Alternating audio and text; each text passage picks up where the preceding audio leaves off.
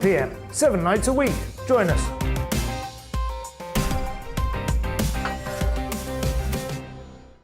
Hello there, I'm Eamon Holmes. And I'm Isabel Webster. And we hope you can join us for Breakfast with Eamon. And Isabel. You make me laugh out loud, belly laugh. Is that important first thing in the morning? Yeah, absolutely. And there's me trying to be deadly serious.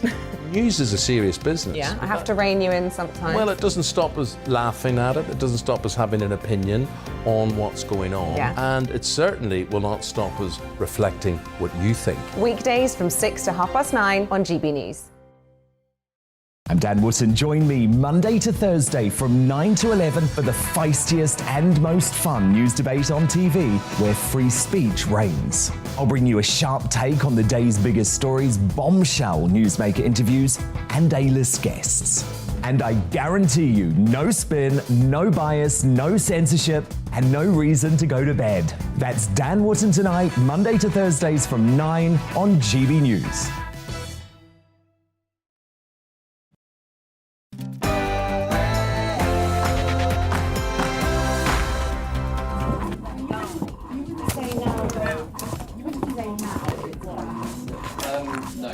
The war in Ukraine escalating. We'll look at Chelsea Football Club as sanctions are put on Roman Abramovich. How much trouble does that mean for Chelsea? And joining me, talking finals, Mike Yardley, man who has been out in war zones, photographed many of them, is a sporting shot, which these days is controversial. But before all of that, let's get the news.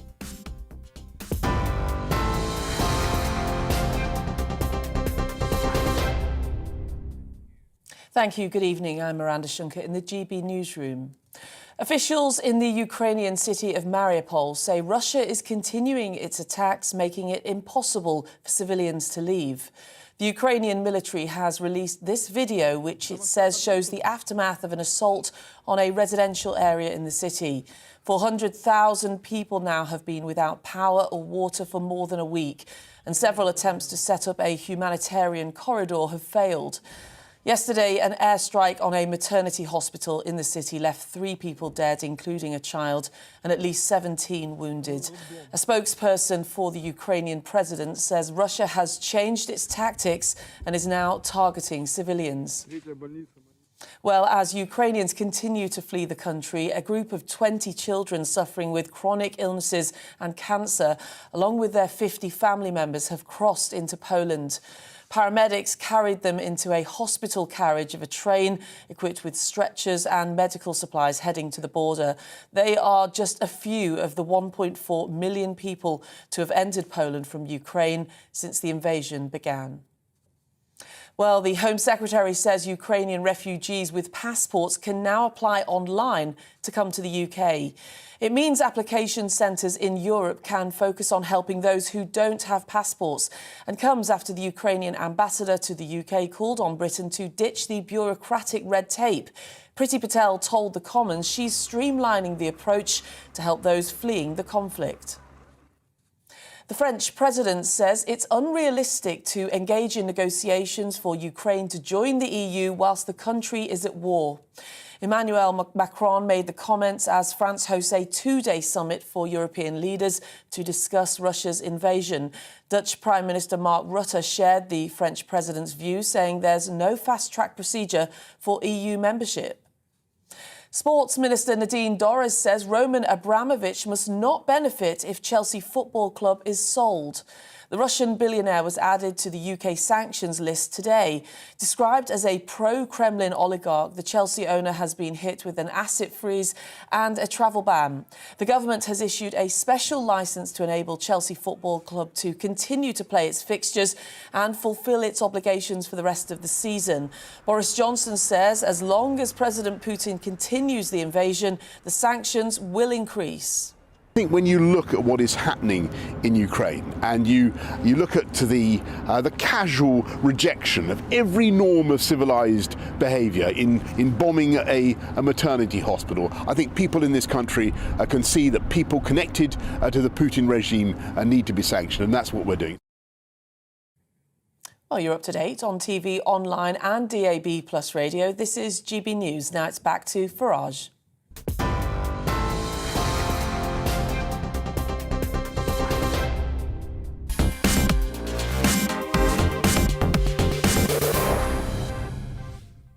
Good evening. I have to say, I'm getting more worried about the situation in Ukraine. Whilst militarily, things may appear to be relatively quiet there, there is, I think, a danger of escalation.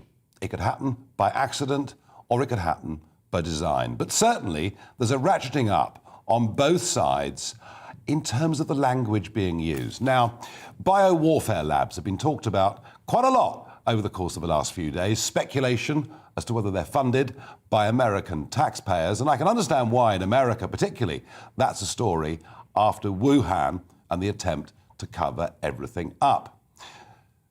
But the fact there are scientific labs in the Ukraine, if it's true, doesn't, it seems to me, give a very good reason for an invasion. But those around Vladimir Putin are saying quite strongly that they fear there could be a chemical attack on them from the Ukrainians, and that worries me.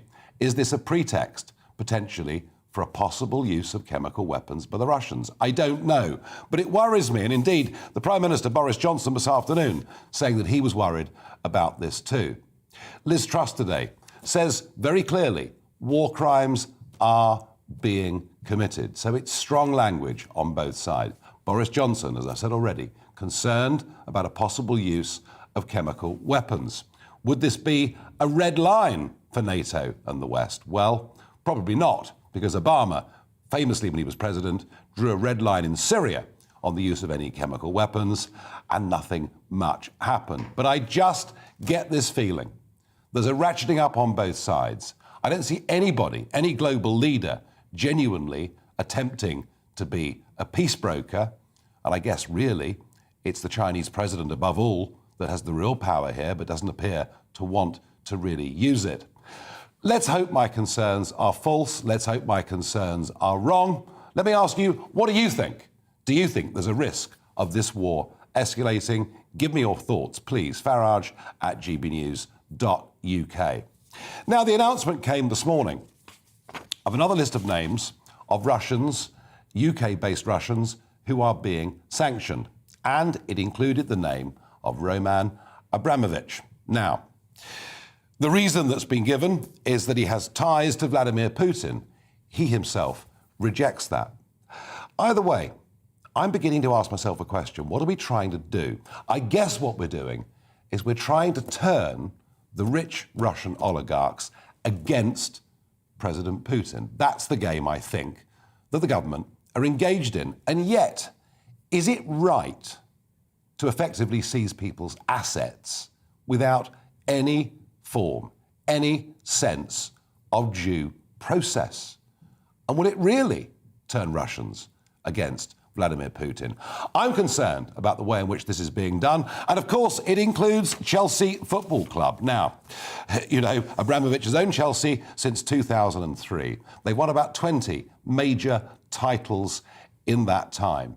He'd already said, and my guess was he'd said it to try and avoid being sanctioned, he'd already said that the club was up for sale. He'd already said that his £1.5 billion loan, he didn't want to be returned. He'd already said that any profits from the sale would go into a fund to help victims of the war in Ukraine.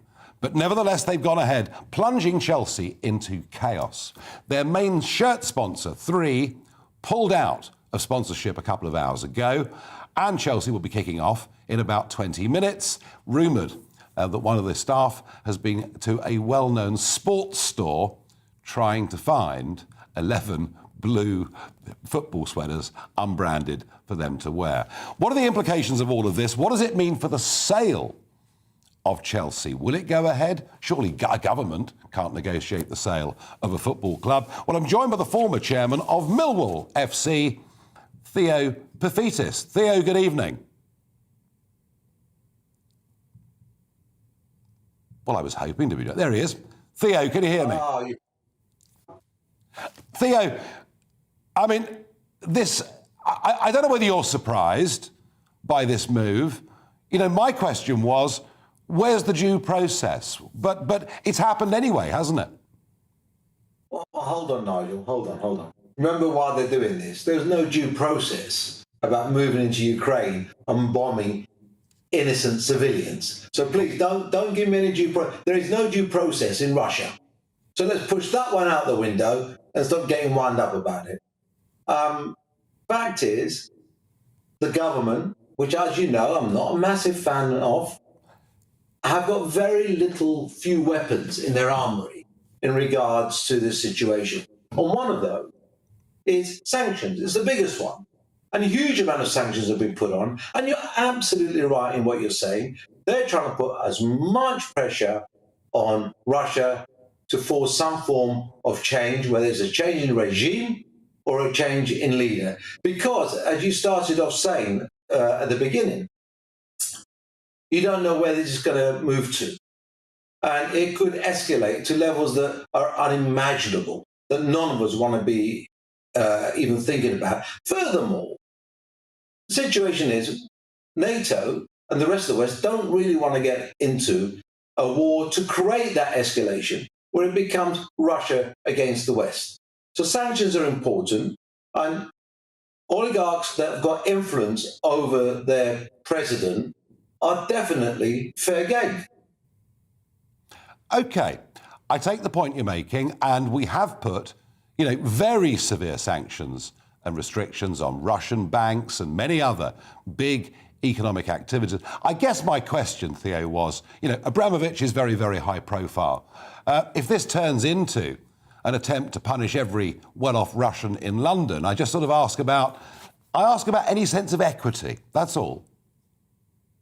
Well, I don't, again, you're using words. At the moment, bombs are falling on people, killing women and children. So please, just don't use words like equity. I mean, the Chelsea situation, which is what you invited me on to talk about, I think is a very delicate situation, because Chelsea is not a mansion in the West End or in Knightsbridge that Abramovich owns.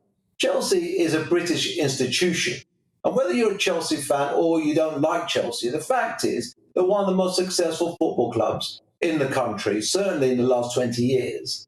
And furthermore, hundreds of thousands, nay, millions of people have got massive emotional investment in Chelsea Football Club. Yeah. Their parents, grandparents, and the government, whilst I think I've done absolutely the right thing in the sanctions, and I'll argue if you want me to come on and talk about the sanctions, I'm happy to do so, absolutely the right thing. Whether they're doing them in the right way or not, I mean, we all, with hindsight, we can all do things slightly different. My biggest concern is the integrity of the sporting game of football and how these sanctions are going to affect the integrity of the competition, of the Premier League competition. Are they going to put Chelsea now at a disadvantage, which means that the latter part of the season now, anybody playing Chelsea gains an advantage? That doesn't seem to be fair as far as the sporting competition is concerned. Or, as we've seen with the sort of hashed up plan they put up, are they not going to allow travelling supporters to go to Chelsea and buy tickets? Yeah.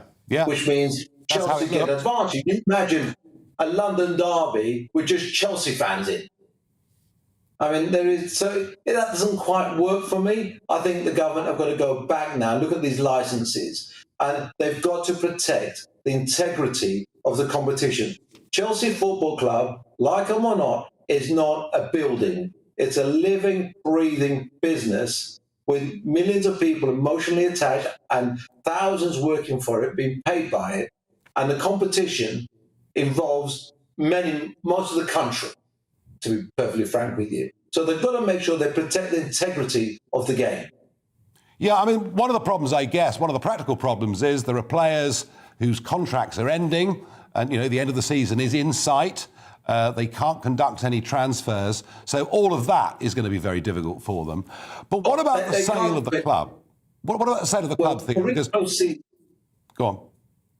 We're in the close season, so there is no transfers at the moment, right? So they're not going to be bringing anybody in or getting rid of anybody. We're in the close season. There is some players that are going to be out of contract at the end of the season. Several of them have said they're going to leave anyway. Yep. Maybe they will, maybe they won't. So, but they won't have the luxury of negotiating with those players, which definitely will then degrade the value of the football club. So that will have an effect on the price of it.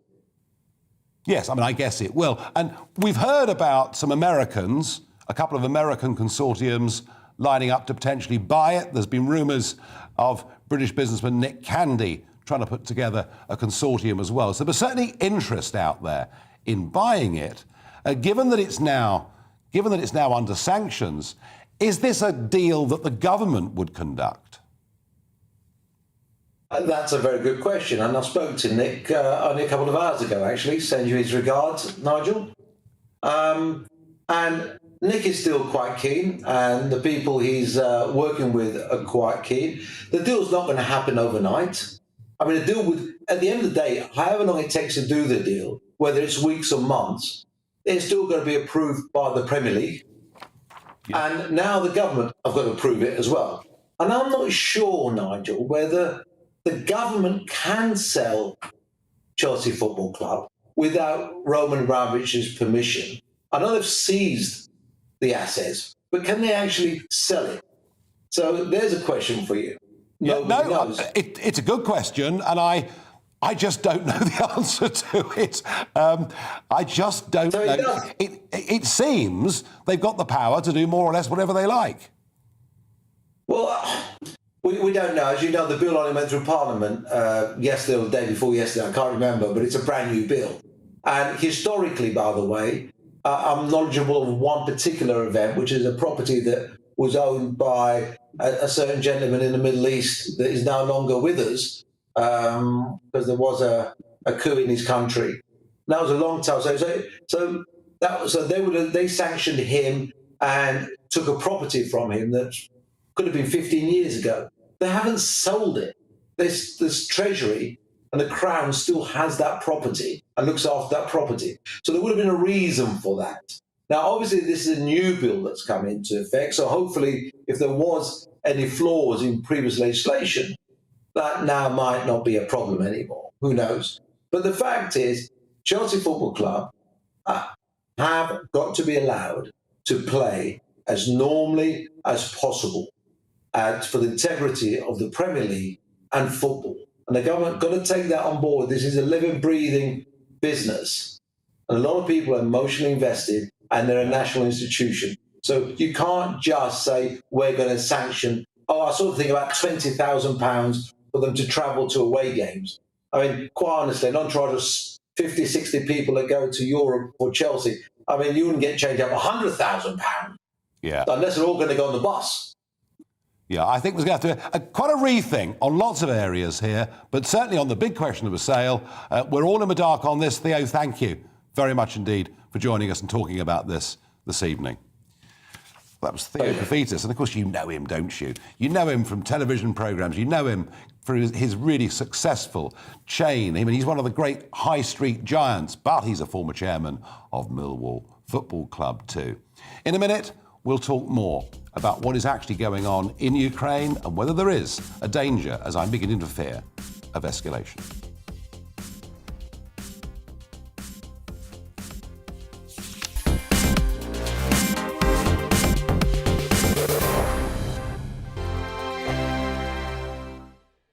GB News is the UK's home of discussion and debate. From all perspectives. To stay up to date on the latest stories, Make sure that you subscribe to the GB News channel. right here on YouTube. You can watch us live 24/7 across the whole world. You can also check out exclusive content and catch up on previous episodes of your favourite shows. Every day, we ask the questions That you'd ask, so why not add your voice to the conversation in the comments section? Don't forget to subscribe. We are GB News, Britain's news channel. Every night at 11 on GB News, we bring you the next day's stories the day before. It's basically like time travel. If it's a big story, we'll cover it, guaranteed. But we'll also have some fun along the way. Big opinions, big laughs. Sometimes big hair. This is Headliners, the paper review show that won't send you to sleep like the others will. 11 p.m, 7 nights a week. Join us.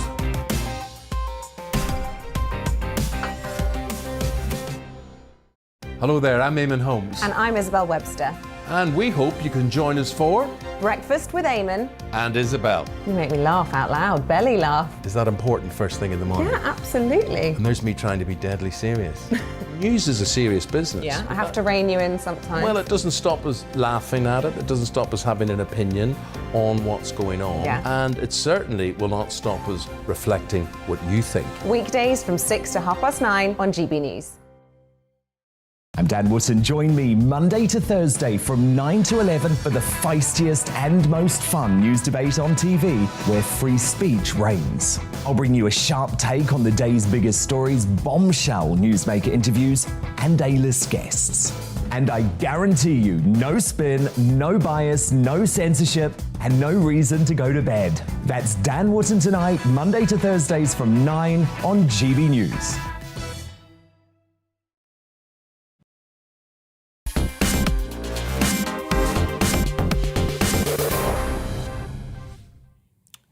Well, I'm concerned about escalation. What do you think? Julia says it's definitely escalating. Putin seems determined to push on no matter what sanctions we put on him. He has nuclear bombs, but surely someone would have the sense to stop him if he tried to press that button. Well, let's certainly hope so. Stuart says, it looks that way, but big respect to Ukraine for holding their ground. Joe Biden could learn a lot from them. Robert says, the war in Ukraine will only escalate if Putin decides it should.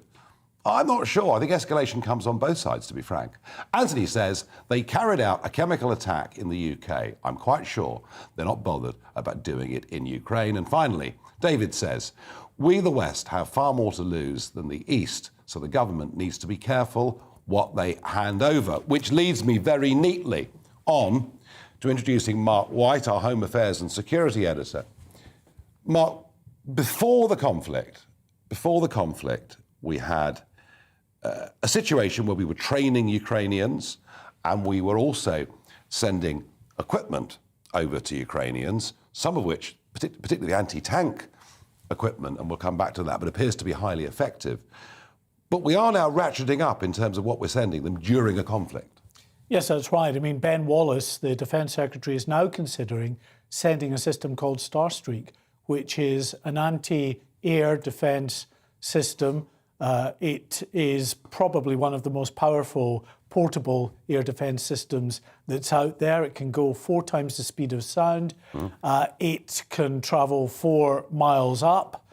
So even the high-flying aircraft are at risk from this particular... So in a sense, that's us contributing towards a no-fly zone, effectively. Well, it is. If it makes it impossible for Russian aircraft to fly in certain areas, then that would be. Now, we're not sure how many of these Starstreak anti-air defence systems they would send, and quite how they'll get them in is another matter.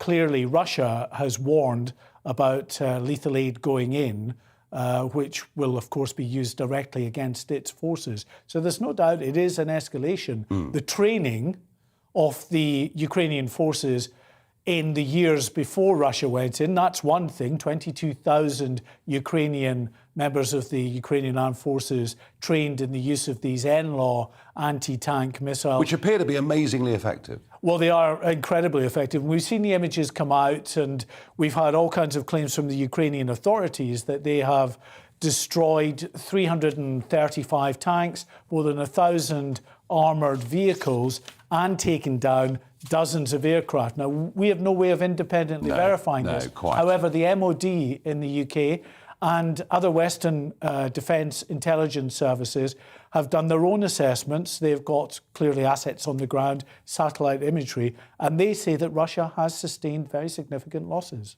Interesting. Now, mercenaries. We were talking the other night with the oldest war correspondent in the world about mercenaries, and he was making the point that in wars, all sides use mercenaries. They just try not to talk about it very much. But you've been looking in particular at a very interesting, I don't know whether you'd call the Wagner Group mercenaries, but they're quite close, aren't they? Yeah, they are. They're certainly mercenaries. This is, they're called loosely a company, but it doesn't really exist. And of course, the Russian government denies its existence, denies that actually this is a private army set up at the behest of Vladimir Putin. But they're out there, Nigel. They have been involved in other conflicts to the extent of being involved in allegations of war crimes and having been sanctioned by the US and the European Union. And you've made a report, and we're going to see it right now. This is Mark White's report on this group. A shadowy organisation gathering hard facts on the activities of the Wagner Group is far from easy. But they are, we've been told, active in Ukraine, likely involved in highly dubious activities. However, as Moscow doesn't even acknowledge their existence, Vladimir Putin has plausible deniability of whatever they're up to. The founder and leader of the group is a sinister, shaven-headed fellow by the name of Dmitry Utkin, a former senior officer in Russia's Spetsnaz Special Forces. Indeed, the Wagner name, we're told, is derived from his Spetsnaz code name, which apparently reflects his appreciation of the Third Reich and Hitler's favourite composer. Under Russian law, private military companies are illegal, publicly at least. To call them a company would be a stretch, as there are no visible traces of this company existing. However, it has been deemed as an asset of plausible deniability by the Kremlin to be utilised for various different conflicts around the world. And they've been active not only in Central Africa, Venezuela, Syria, but also other parts of the world where it may be, again, for various reasons, not pragmatic for the Russian government to utilise their own state troops. It was during deployments here in Syria and Central Africa several years ago that Wagner Group mercenaries were linked to allegations of war crimes, including torture, rape and murder. The wider group is now believed to be under the ownership of Yevgeny Prigozhin, a former criminal and billionaire restaurant owner nicknamed Putin Chef. He's one of a number of Russian elites facing Western sanctions. The West does, of course, also employ the services of private military contractors, groups like the US company Blackwater. Some of their employees were convicted and later pardoned in the killing of a number of Iraqi civilians in 2007.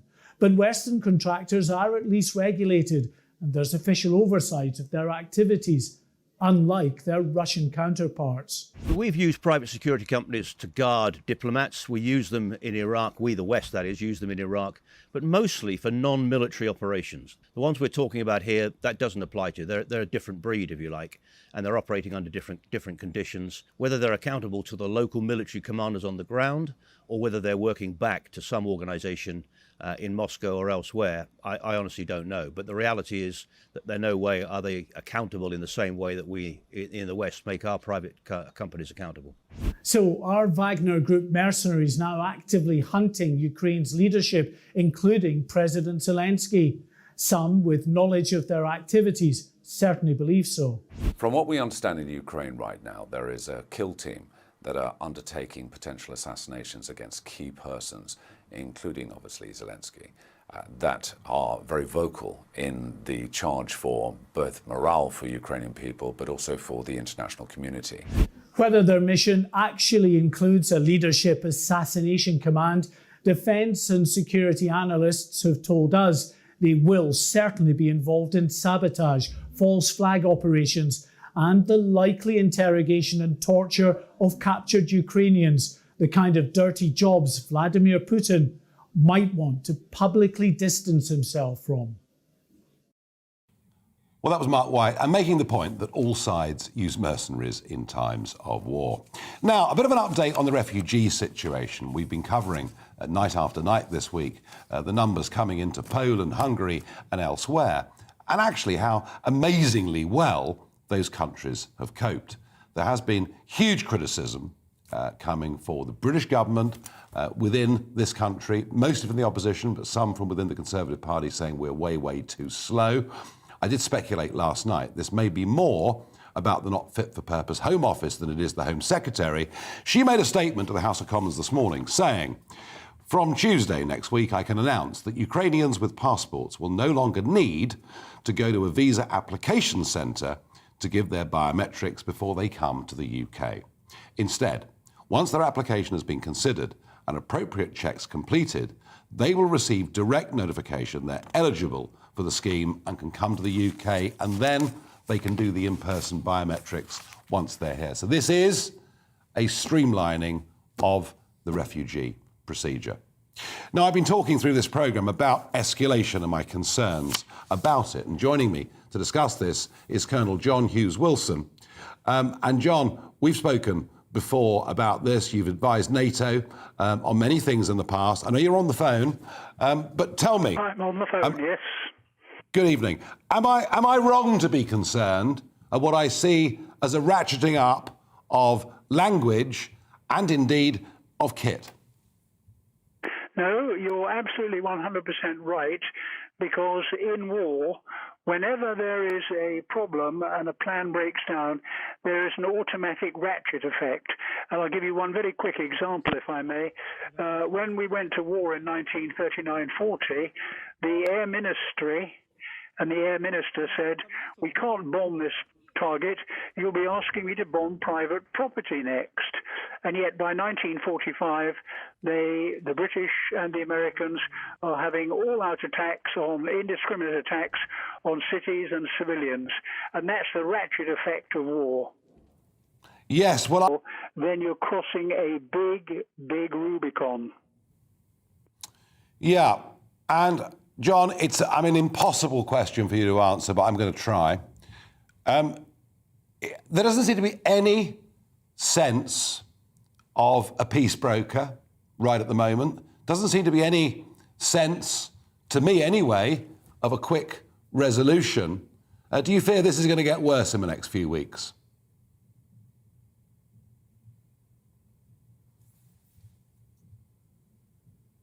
Well, I think we can say with some confidence that we've lost Colonel John Hughes Wilson, former advisor to NATO's international political staff. John, are you there? Of the east bank of the Dnieper River.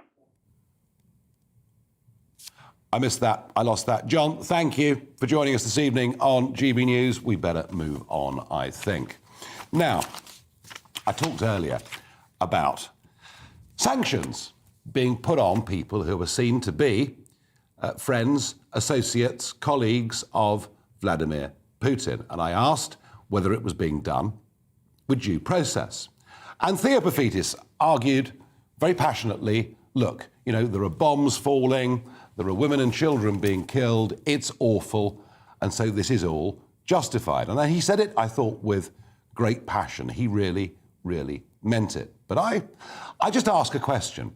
Is this turning into a sort of complete anti-Russia or anti-Russian fest? Are we to take it out on all Russians? Is it the fault of all Russians now alive in the world, including those living in the UK? Is it their fault that Putin has done what he's done? And indeed, could it be the fault of Russians who died 130 years ago? You see, I don't think that it is. And yet, astonishingly, the Cardiff Philharmonic Orchestra have cancelled a concert that was going to be held on the 18th of March in St David's Hall, Cardiff, and it was a Tchaikovsky concert, featuring, of course, famously the 1812 Overture. So that has been cancelled. It's been deemed to be inappropriate. And I sort of wonder whether we're getting towards the stage that people did in August 1914, where people threw stones at Dachshund dogs in the streets of the United Kingdom because they had a German ancestry. Are we just going a little bit too far, too fast? Are we getting, frankly, a little bit hysterical? Should Tchaikovsky be cancelled? I really, honestly don't think so. And sticking with Wales, what the Farage moment is that the National Museum of Wales have decided that it is appropriate to place on display banners that took part in demonstrations last year for Black Lives Matter. There it is, the black power to the people, Black Lives Matter. And, we know that in the wake of the horrible death of George Floyd, we know that this stuff swept the country. But now we know what the Black Lives Matter organisation is all about. It wants to defund the police. It is Marxist. It has in America been extremely violent. I would have thought, given all of those things, that was a very inappropriate thing for the National Museum of Wales to have done. Some more response from you. Muriel says, Putin used chemical weapons in Syria and the world did nothing. It's therefore likely Putin will use chemical weapons in the Ukraine. He will win this war no matter what the cost is. He is not prepared to lose face. I did mention earlier that Obama set a red line in Syria as president of the USA, and when it was crossed, he did nothing. Never a good idea to make threats if you don't intend to carry them out. Peter says chemical weapons are bad enough, but my guess with his recent history, Putin will use a deadly bioweapon. Let's hope we're all wrong. Philip says, I think the world condemnation of Russia makes it harder for Putin to back down without a serious excuse. And this is an argument that some of the calmer commentators have made. However dreadful things are happening, things that are going on right now in Mariupol and places like that, however dreadful these things are, the West does need to think, how do we give him some way out? And I'm just not sure that anyone is thinking like that. Peter says, Putin does not understand compromise. Ukraine will not surrender. We have therefore a stalemate. Where and who is the power broker? Not Biden. So worrying scenario that's costing Ukrainian lives. And that point about the lack of a peace broker, I think I've said it 3 times tonight already, it does concern me. In a moment, I'll be joined by Mike Yardley on Talking Pints. He's a man who's been to many, many war zones. He's photographed them. He's a keen sporting shot. And he's a man that's got something to say about the vaccine as well.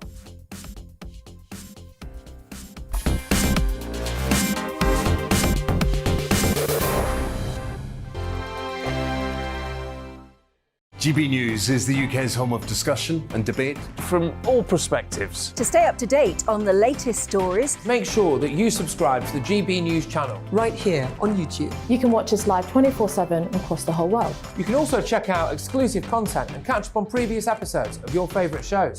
Every day, we ask the questions that you'd ask, so why not add your voice to the conversation in the comments section? Don't forget to subscribe. We are GB News, Britain's news channel.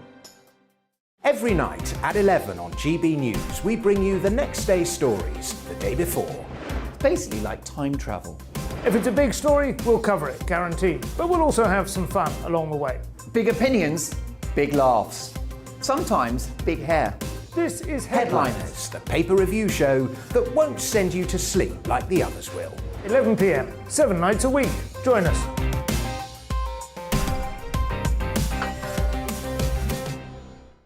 Hello there, I'm Eamon Holmes. And I'm Isabel Webster. And we hope you can join us for Breakfast with Eamon and Isabel. You make me laugh out loud, belly laugh. Is that important first thing in the morning? Yeah, absolutely. And there's me trying to be deadly serious. News is a serious business. Yeah, I have to rein you in sometimes. Well, it doesn't stop us laughing at it. It doesn't stop us having an opinion on what's going on. Yeah. And it certainly will not stop us reflecting what you think. Weekdays from 6 to 9:30 on GB News. I'm Dan Wootton. Join me Monday to Thursday from 9 to 11 for the feistiest and most fun news debate on TV, where free speech reigns. I'll bring you a sharp take on the day's biggest stories, bombshell newsmaker interviews, and A-list guests. And I guarantee you, no spin, no bias, no censorship, and no reason to go to bed. That's Dan Wootton tonight, Monday to Thursdays from 9 on GB News.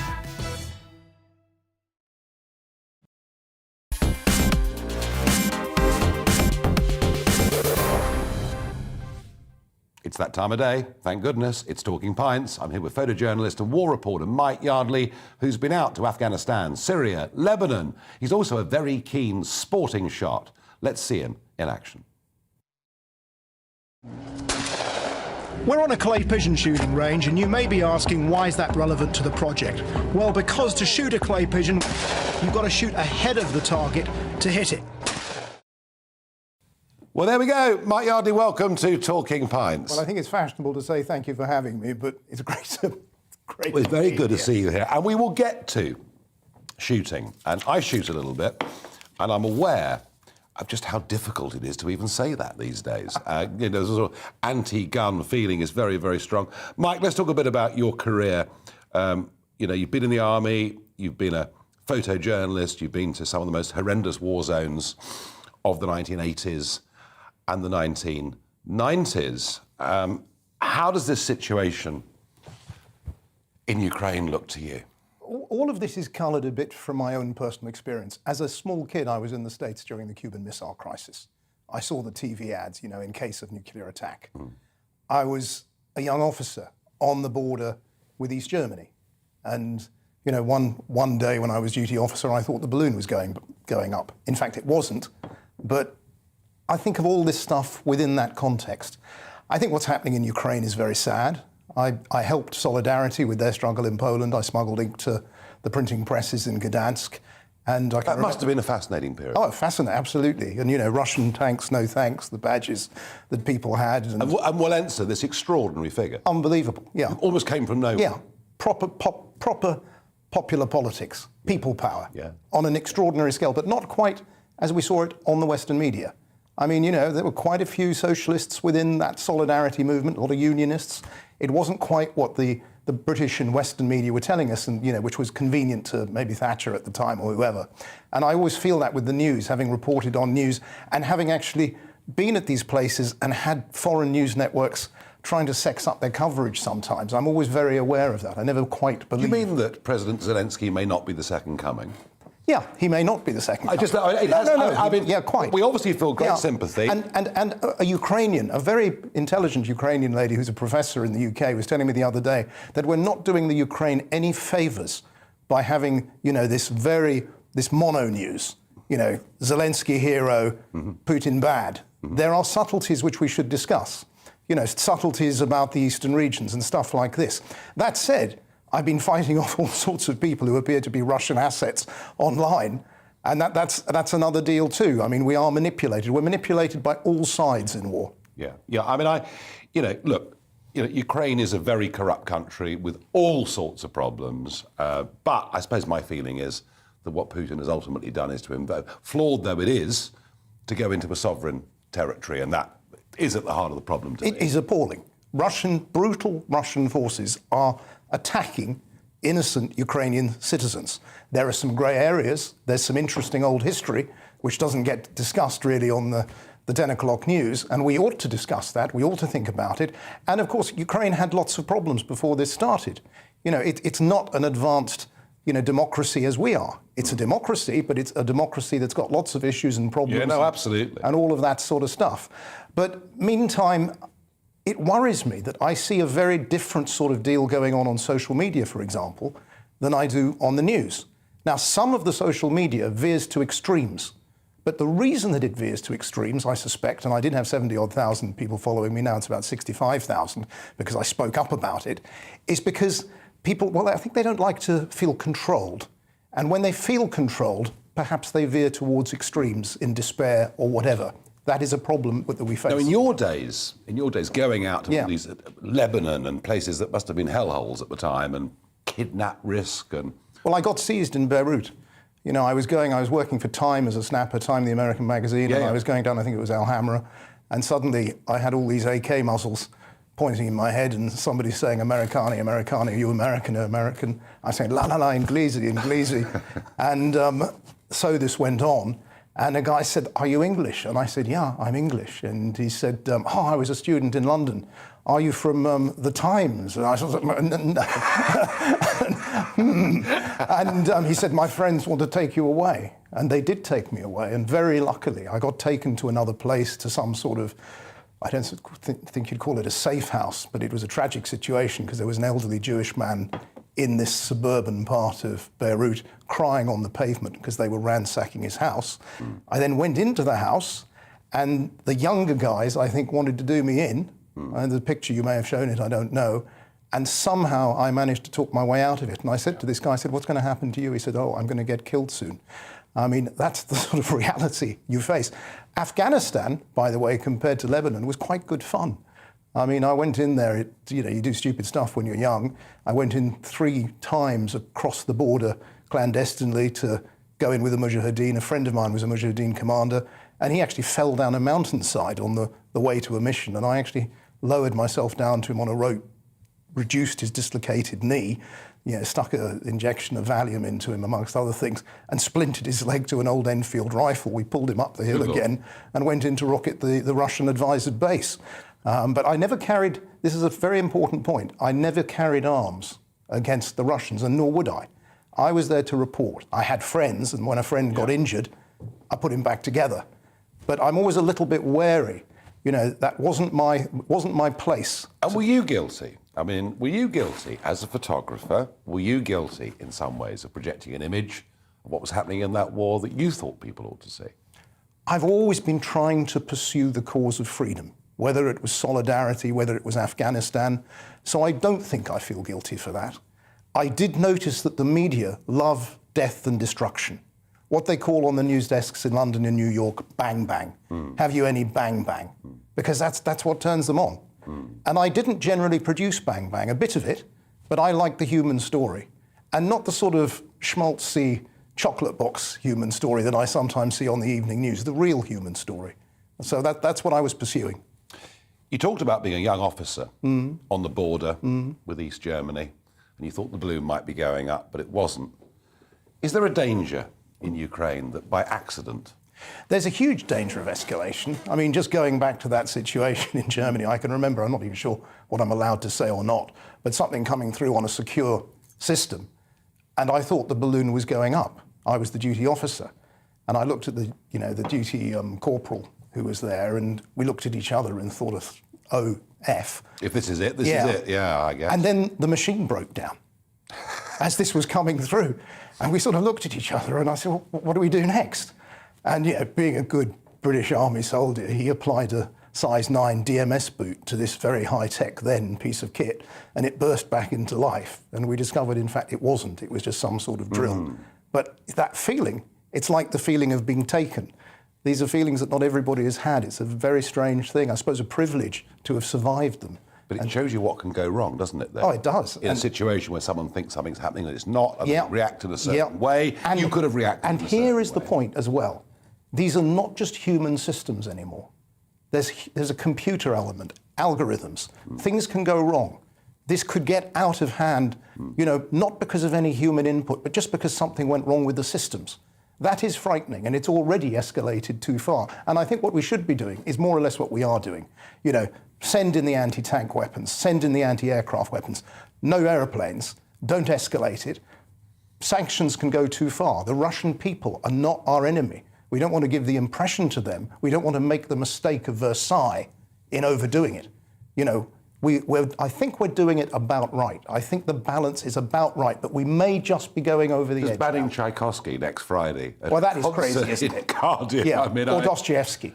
I mean, well, where does it start? Yeah, quite. Where does it start? On a different note, you are a great sporting shot, and we saw you there hitting clays. But I'm going fishing tomorrow. Good. On the Thames. I thoroughly approve of all of this, of course, because I shoot, and you must come down if you want. No, I will. Thank you. Yeah. There we are. It's working out well this one. But Dunblane was absolutely ghastly in every way.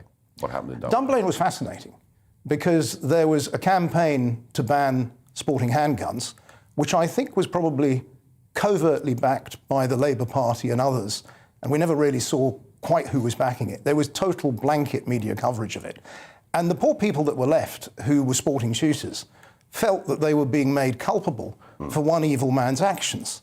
And I ended up starting with a man called Albie Fox, something called the Sportsmen's Association. We took 20-odd thousand people to Trafalgar Square. We had some huge rallies and marches.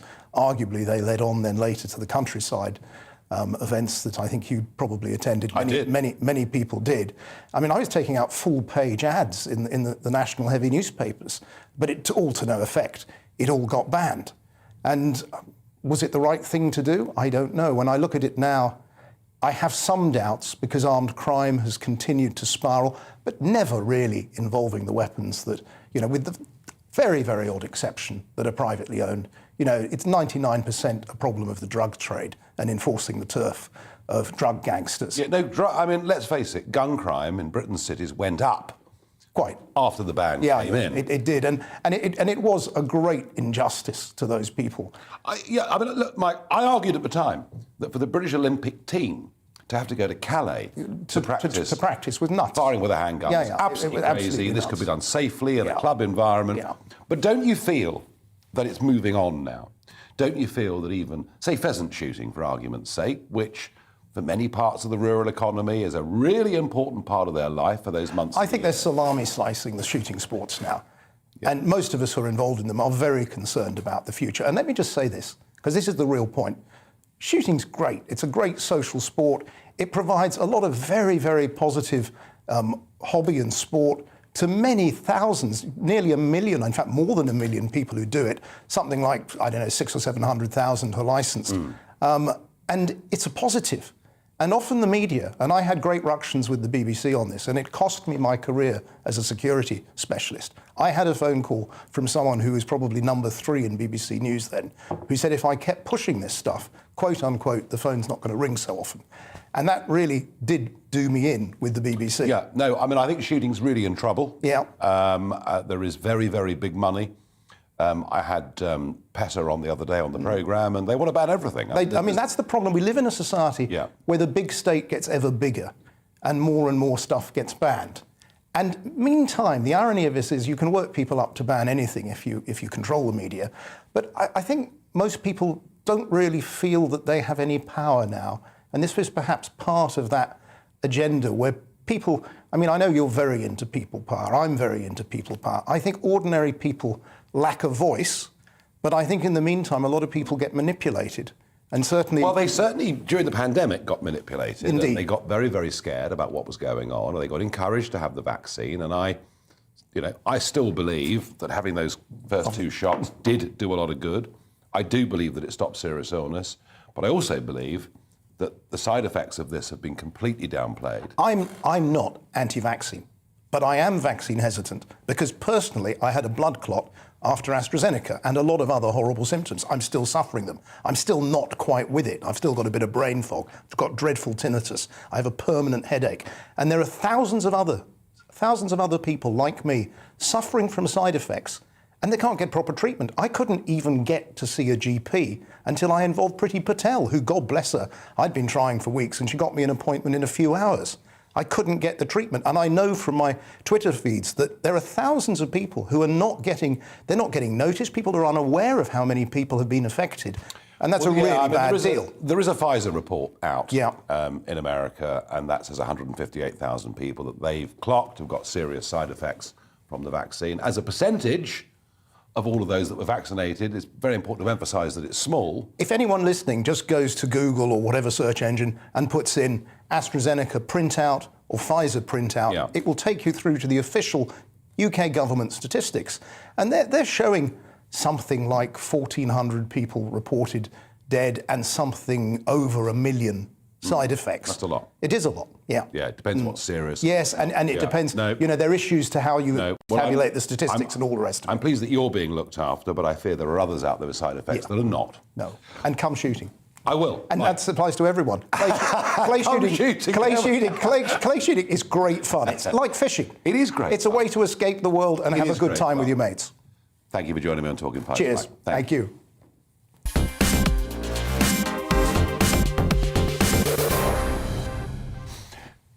OK, we've got a couple of minutes left on the programme. It is time for Barrage the Farage. I get your questions, and they are sight unseen. Jim asks me, what's your personal opinion of how President Zelensky is doing? Well, look, he is a terrific performer. And it was interesting, wasn't it, when he spoke to the House of Commons via video link.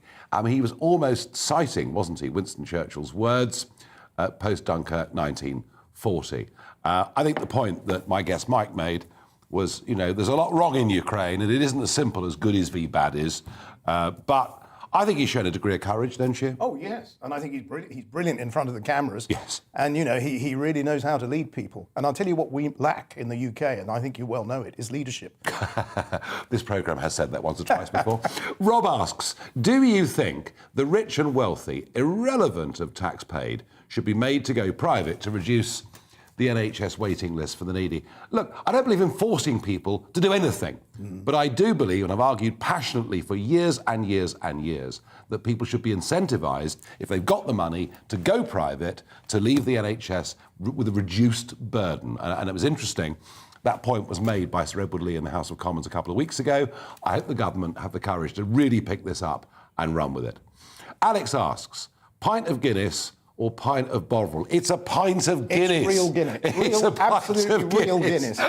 Fraser asks, after you heroically survived your plane crash in 2010, did this change your perspective on life at all? I didn't heroically do anything.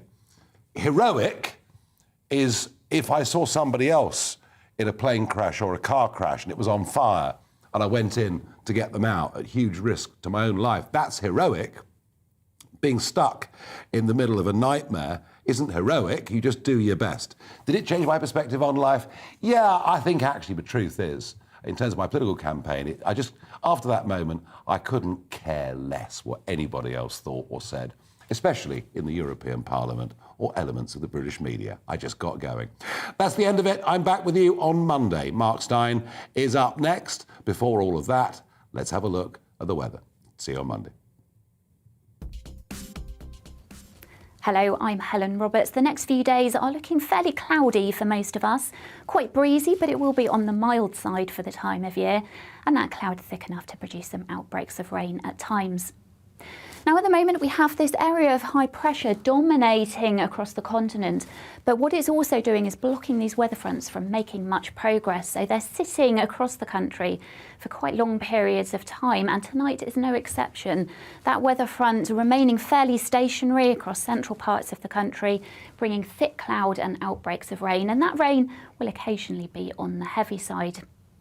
The cloud, though, does stop temperatures from falling too low, so it will be a fairly mild night for this time of year. And that brings us into Friday, so starting on a fairly cloudy note for most, perhaps a few brighter spells across far eastern extremities of the country. And we have yet another band of rain gradually